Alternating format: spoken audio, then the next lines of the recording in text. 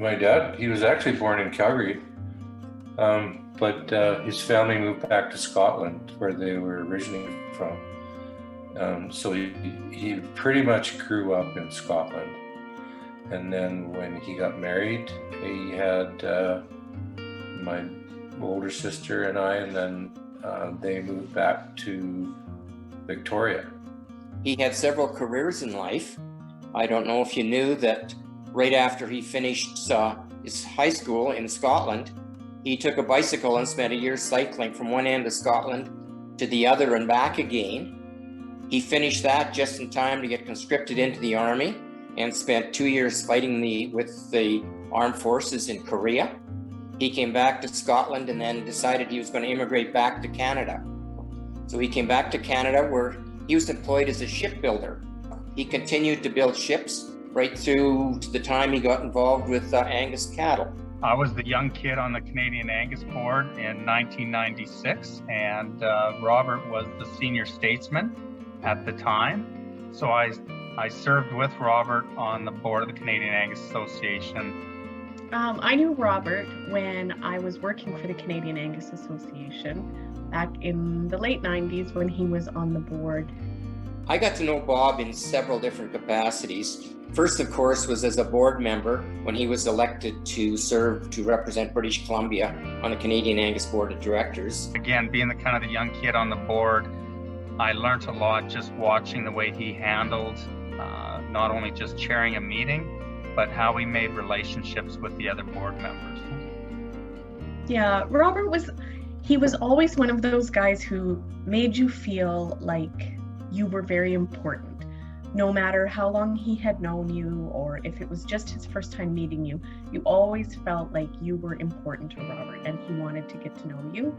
And I just remember him having just this way about him that made him easy to know and easy to be around. And he was the kind of person that you wanted to spend time with. Dad was pretty, I would say, quiet and calculated, and always thinking about what's next, and very patient, cool-headed guy. I don't think through all my life I don't remember having an argument with my dad.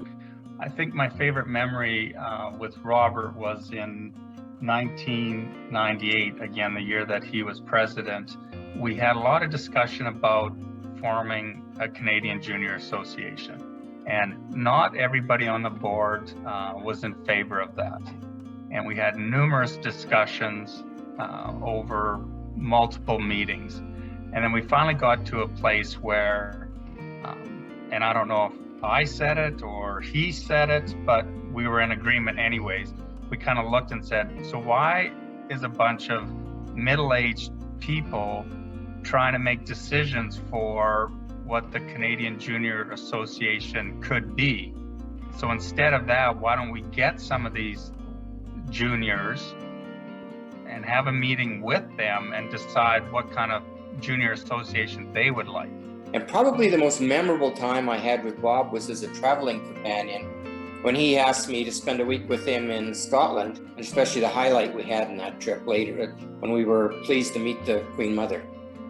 I think he was most proud of his family. I have two sisters, and their husbands, and my wife and I. We have two grandsons, so he was very much a family man. So I think he was proud of the children.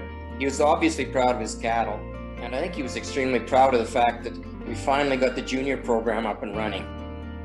If Bob could see the junior program today, I think it would have exceeded even his every expectation. There's been so much that the Canadian Junior Angus Association has done for juniors in the last almost 30 years. He would be very proud of that initial board and what they set in motion, both the board of the Canadian Angus Association, but also those initial juniors that stepped up and said, hey, we want to make Bob's vision come to life. Perhaps it's an old-fashioned word, but Robert McHaffie was a real gentleman.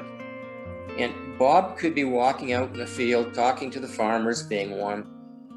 We sat down and had tea with the Queen Mother, and Bob was an absolute gentleman. He was quite at home, sitting and talking to the Queen Mother, every bit as much as he was walking through somebody's pasture, looking at their cows. You know, I'm going to use two words, and an accomplished gentleman. Robert, I mean, you've got a guy that's, you know, served in the Korean War. He was a shipbuilder, you know, and he ranched later in his life. Patient. Okay, that's probably number one. Patient and very noble, very honorable type of man. Yeah, very proud. So there you go. There's 4. Kind. Bob always struck me as a very kind person. And this is a lot more than one word to describe Bob.